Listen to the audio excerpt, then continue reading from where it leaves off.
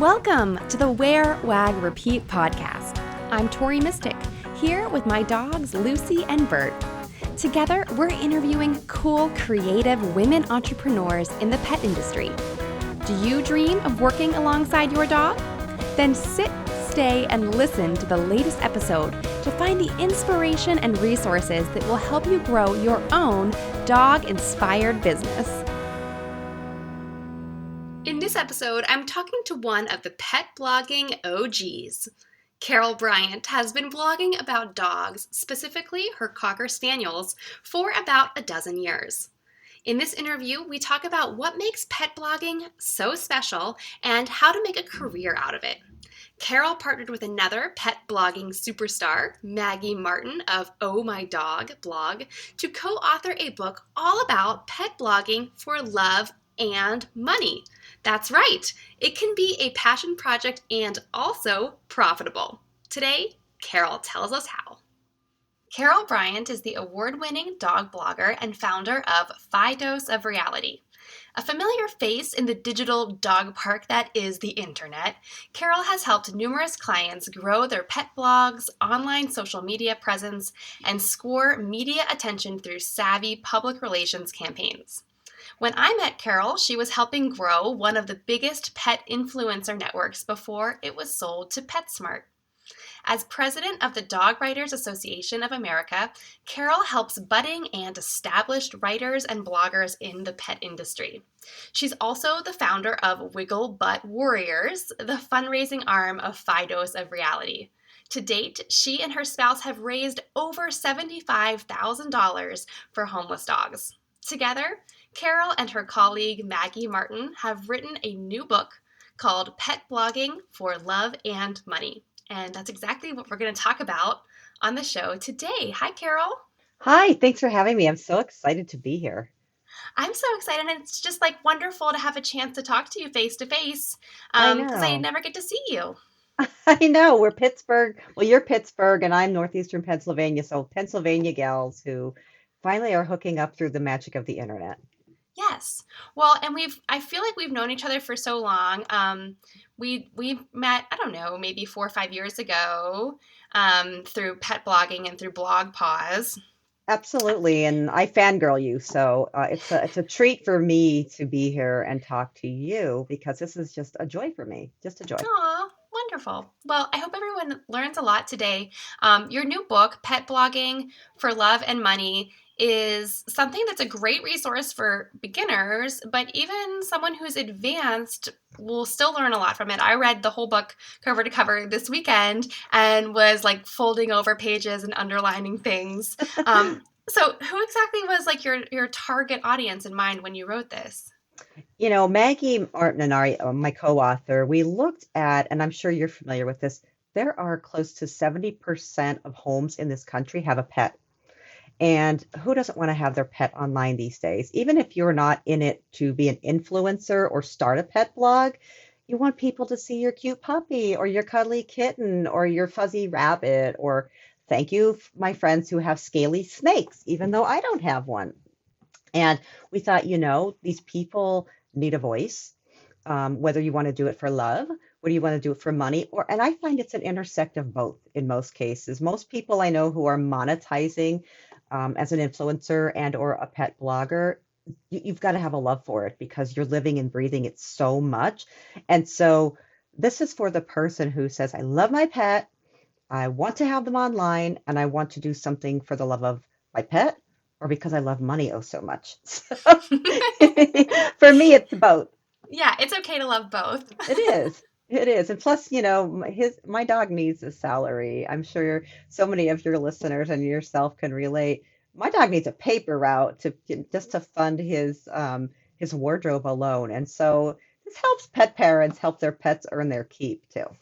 I love it. Well, and I think there are so many people who create social media accounts just as a hobby. It starts as a hobby, at least for their dogs, and then they end up investing so much time into it just for the sake of getting lots of likes and lots of followers and stuff. So why not be smart about your time if you're going to be on Instagram for 5 hours? I Why know. not be smart about it and figure out, how to make the most of your time or how to make some money if that's what you're into. Exactly. Totally. Totally. So, when I started my blog, it was very much a lifestyle blog that my dogs were a part of because my dogs are a huge part of my life. So I would do a party planning post, but the dogs, I'd say like what to do with your dog or where to hide your dog crate during your party or something like that. I found that the pet blogging space was a wonderful, welcoming, warm place to land compared to a lot of other niches. How Hmm. do you find that pet blogging differs from other niches like home decor or parenting blogs or things like that? I think we are super fussy. I mean, to be honest, I think if you're pet blogging, you want to know what ingredients are in there and how much content and was that toy made in China and can my dog play with it? Can he rip it up in 5 minutes? Why should my dog be feeding this? How many calories are in that? I think that I kind of compare pet blogging to food bloggers. There's such a minute amount of details in it. When I started, just like you, it was for fun. And I was like, I am gonna write about how much I love dogs and I realized there's a lot more to it than that. When people really started listening and wanted to know my advice on a topic, or so to get back to your question, I find that we are super super detail oriented and fusspots. You cannot have a brand come to you and say, I've got the world's best dog food on the market and you need to write about it. We've got a list of questions. Come on, we want to know. You can't pull one over on us. And I feel like businesses and brands are really starting to catch on and look at us and say, my God, you do have a voice. And my dog's not buying the items. That cat's not buying the items, but I am. And so suddenly, and you would know this, matching pet pajamas and mommy and me hats and candles that smell great in our home that you sell in your store. And so I think we differ in so many ways, and it's about time. I'm like, hello, our ship has come in. It took society and brands long enough, but we're here. We're here. I love that. And while you were talking, I was also thinking that, I think pet parents like demand more. So, you're not just going to say, oh, yeah, I'll take $100 to post about this thing without really knowing that much about it. Pet bloggers don't really do that. So, Right. in the pet influencer space, like trust is just so important. And I think that's something that you talk about in your book too, just like authenticity is always an underlying theme when it comes to blogging. Absolutely. And if I'm telling or you're telling someone on your blog to go out and purchase something for their pet and they do, and it is a complete dud, or that treat really makes their dog sick because a brand paid you $200 to talk about it. Again, it's that trust factor. So you're not only losing that one person, but they're going to tell their friends, and their friends are going to tell their friends. And I'll tell you, this internet is a big old dog park of people and cat people and snake people and bunny people because um, they talk. People talk. Yes, People yes, talk. they do. Yeah, it is just like the dog park. It's so funny that you say that because the local dog park that I go to, you show up if you missed like a half an hour of yappy hour, you get immediately filled in on whose dog did what and what happened. And dogs know each other too. They get there, I swear, like they seek out their buddies. It's like, oh, remember me? Hi, Pa. So I think that to get back to your question, trust is so important. And how we're different is that I don't know. I think we're like mega sticklers. Pet bloggers and pet influencers are super sticklers for things because they know our name and our brand are everything. Yeah, I love that answer. I love the direction you took that because that's not what I was expecting you to say. Oh, good. Yeah, because like I always think of like pet bloggers, like how I felt when I transitioned from like lifestyle to pet blogger is everyone's so much nicer. and welcoming. But you're right. Everyone's also like really obsessed by every little detail or every ingredient or are there additives in this or whatever. Absolutely, absolutely. And that's a good thing. I mean, that's how we've evolved as a culture. And like I said in the beginning, like our time has arrived. Thank dog, our time has arrived, right? Right, right. So, okay, so there is money to be made out there on our pet blogs, but pet bloggers aren't just taking money left and right from whoever offers it. So, what have you found to be some ways that pet bloggers or pet influencers can actually make money? Yes, so the blog as your base. I always look at my blog as my home base, and there are opportunities that come along because of the blog, and there are opportunities that come along in spite of the blog.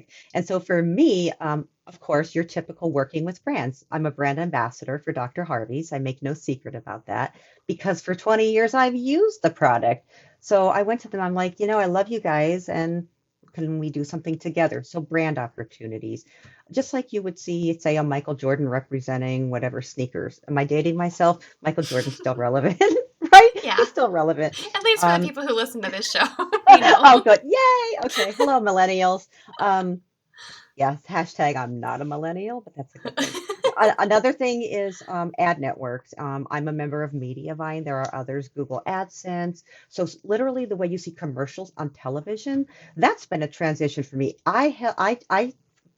For so long, I didn't want to monetize my blog with ads. I thought people don't want to see that. But you know what? I can't work for free, and neither should you. If it's a business, you need to be able to do something where people can consume your content, but you're able to gain some monetary value from it. And so I don't serve certain ads on my site as probably others don't. I don't sell puppies, I don't sell beer, but there are things on there that are applicable to my audience.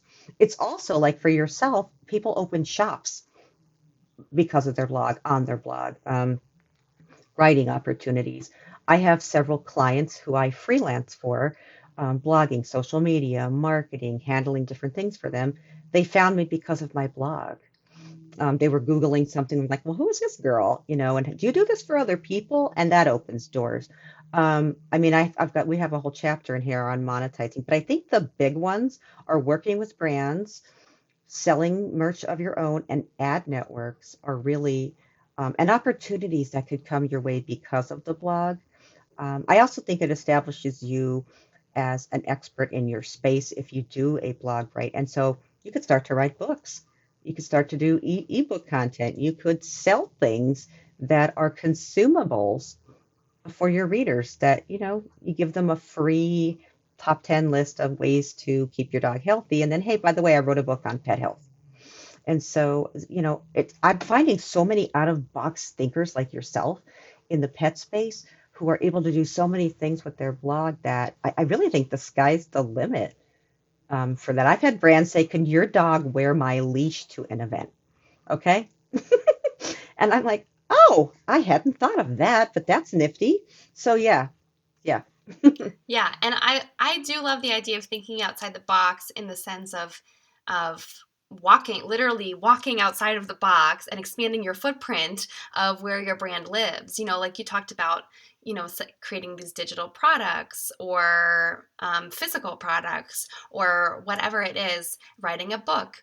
I just think like you said, the sky is the limit, and there's so many things. But the important thing when I think of monetizing is diversifying your You income. have to. Because if you're only relying on ads or only relying on sponsors, and that falls through for some reason, or some kind of internet bubble burst, which is like kind of above my pay grade, Right. then you don't want to be out of luck. Totally. And that's the key too, is being able to juggle. That I have learned the hard way, being in the digital space in general, is you've got to have good time management and know how to juggle. Otherwise, for a while there, it did eat me alive.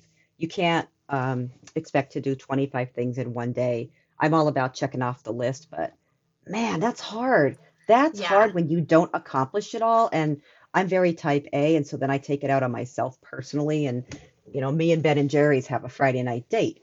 When that doesn't happen, and so it's not a good thing. But I think taking it seriously and being not hard on yourself also. I'm kind of going off the rail here, but time management, knowing what you want to do with your blog as a business, but not overwhelming yourself. Stay in your lane. I always tell people pick two or three things, the way you want to monetize, and then stay in that lane until that lane doesn't work for you anymore. Mm-hmm. Yeah. I know sometimes I get like off on a tangent and I get excited because I just love talking about this kind of stuff. But for people who are listening or who follow me online and think, or who follow you online and think, oh my God, these ladies do like so many things. I have like an overarching thing for the year. So last year, my huge focus was growing my email list. The year Hmm. before that, my huge focus was growing my Instagram following. This year in 2019, my focus all year long has been SEO. Hmm. Um, and that those are kind of like the overarching themes of my year, and like everything that I work on, I just try to kind of, chip away at it a little bit every week and every month, and Hmm. hopefully get some kind of huge results by the end of the year.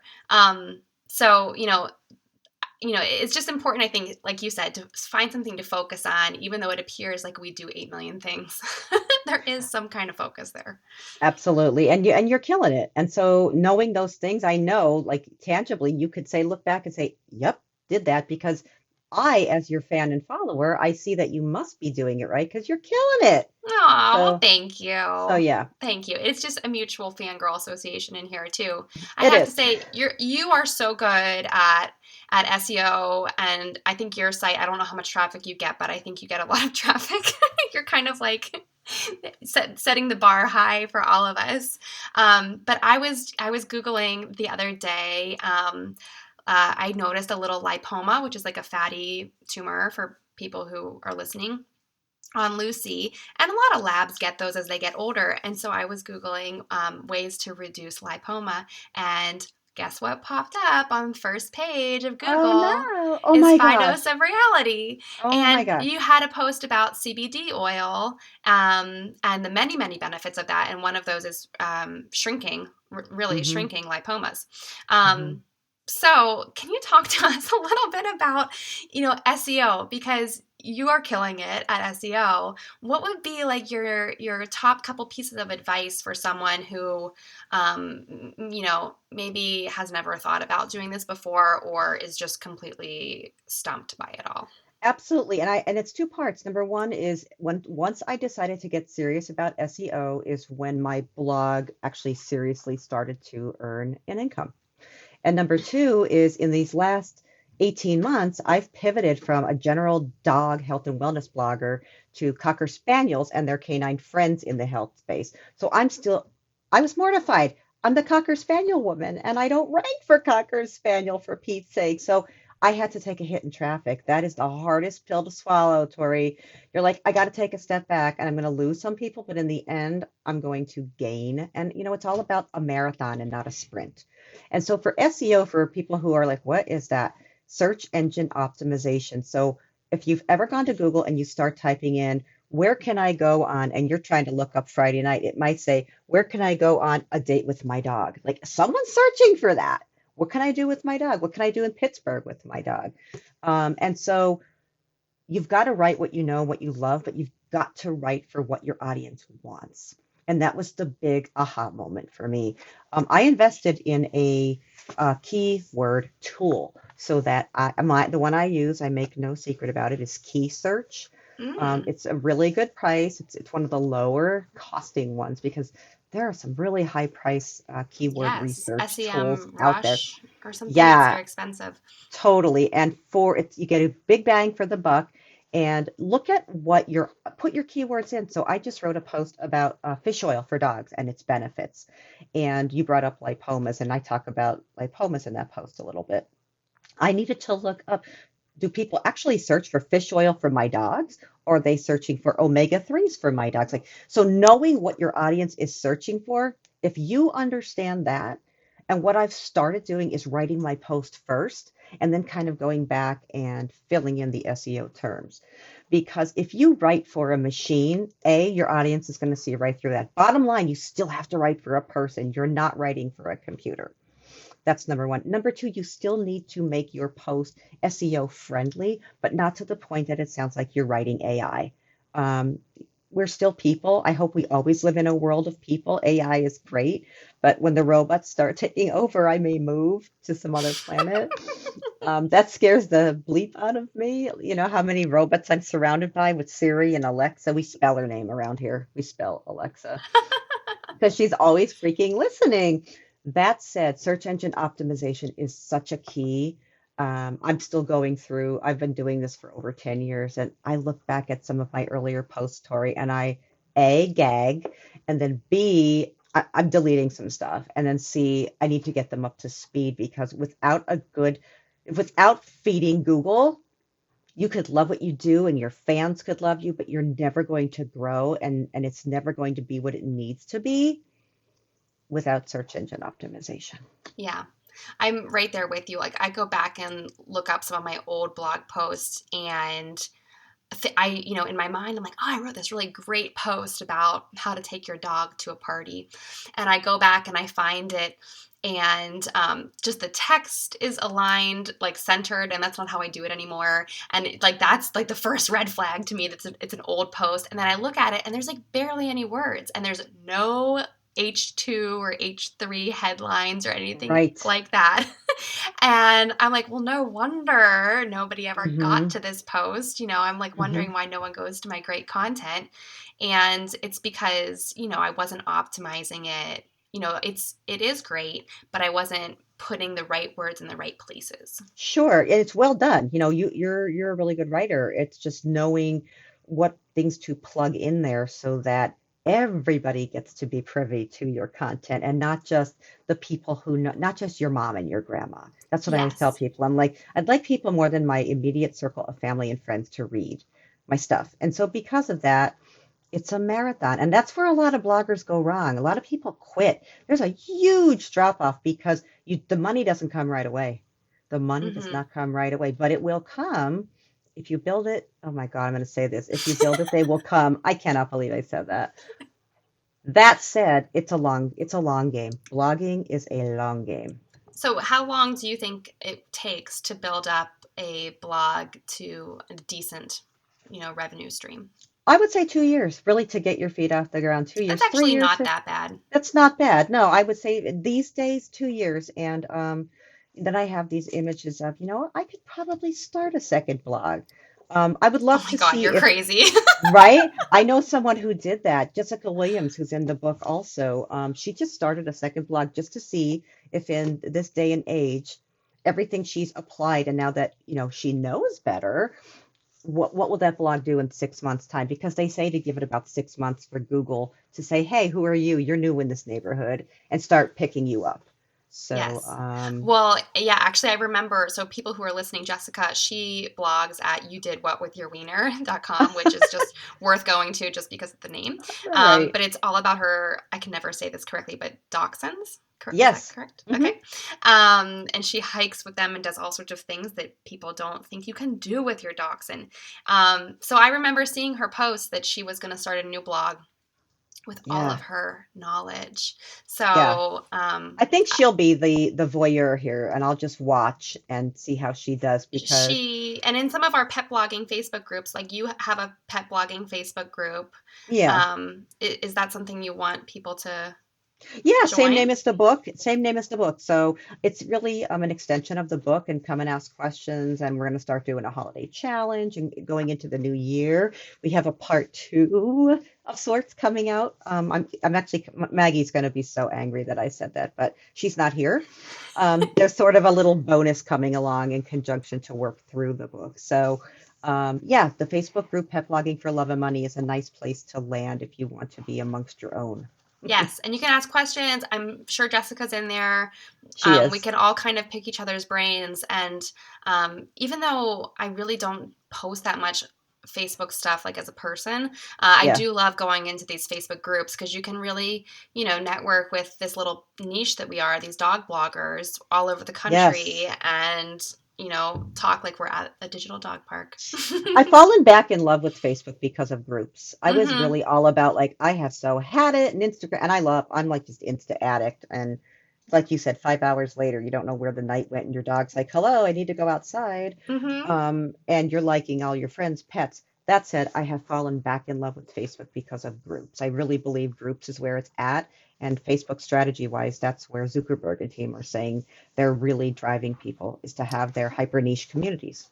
I saw a television ad for Facebook groups the other day. Whoa, Yeah. what? Yeah, it wasn't even What? for Facebook in general. It was a TV commercial just for Facebook groups, which that like as a in the field that I work in, I was like, "What?" I was at a Yes. hotel because I don't actually have cable at my Oh, house. right, right. So that's the only way I saw it, but I was like, "What?"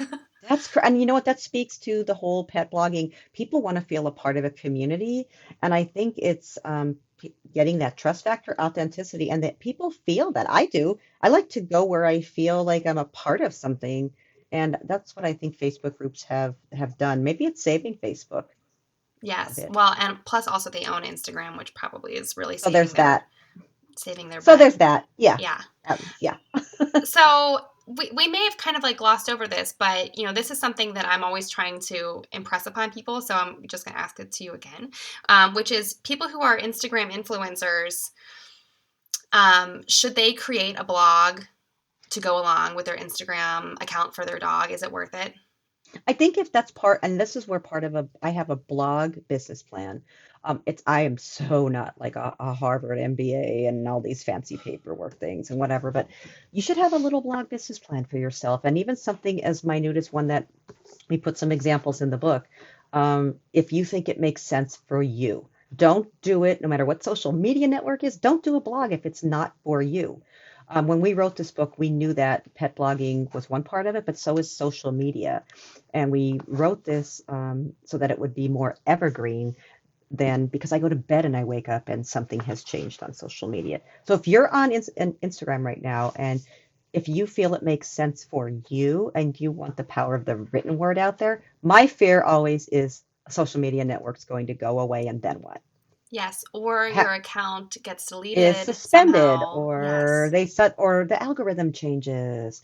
I believe that if you own a blog and you own your emailing list, those are your home bases. Those are yours for the most part. No one can take them away.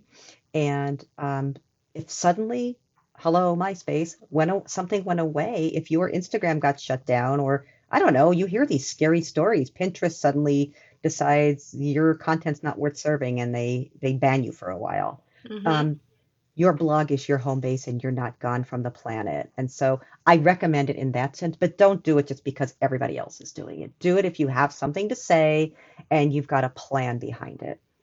Well, and what I love so much about your book as I was reading it is that you, like you said, it is so evergreen. There's writing advice. There's advice on how to write a outline and then fill it in and then revise it and then proofread it.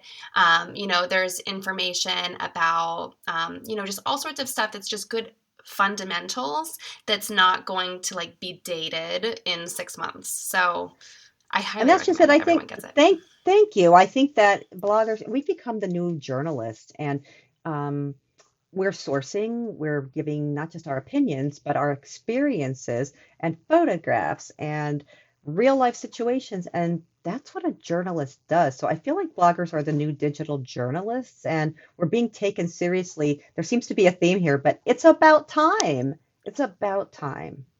Yeah, Yeah. I love it.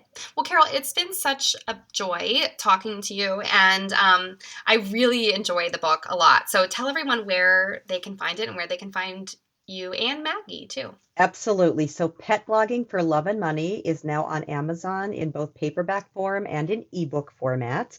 Maggie Martin is my co-author, and she is the founder of Oh My Dog blog, and I am the founder of Fi Dose, a reality. And we've been doing this together. We like to say 20 years because we've each been in it over a decade, so 20 years combined. And we hope you pick up the book. It's for anybody who's either been blogging and doing social media or wants to in the pet space. Yeah, I mean, I learned a lot, and I think that if you're just starting, I do teach some blogging courses, and even if you're not in the sphere, I would recommend this to any beginning blogger. It's really great. Thank you so much. And you're in it, so what's not to love?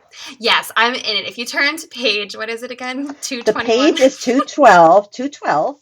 Oh, Tori Mistick is 212. in it, all about where 212, where wag repeat. If you say that 3 times fast, that is a great tongue twister, my friend. It's a Well, if great you tongue say it three twister. times fast, Bert shows up at your doorstep. So Aw, that's fun. it's like That's fun. Beetlejuice. Yeah, right? That's awesome. I love him. Well, thank you so much, Carol. Thank you for listening to the Wear, Wag, Repeat podcast. You can fetch show notes at wearwagrepeat.com. If you like what you hear, please hit subscribe so you don't miss an episode. And until next time, we'll see you around the dog park.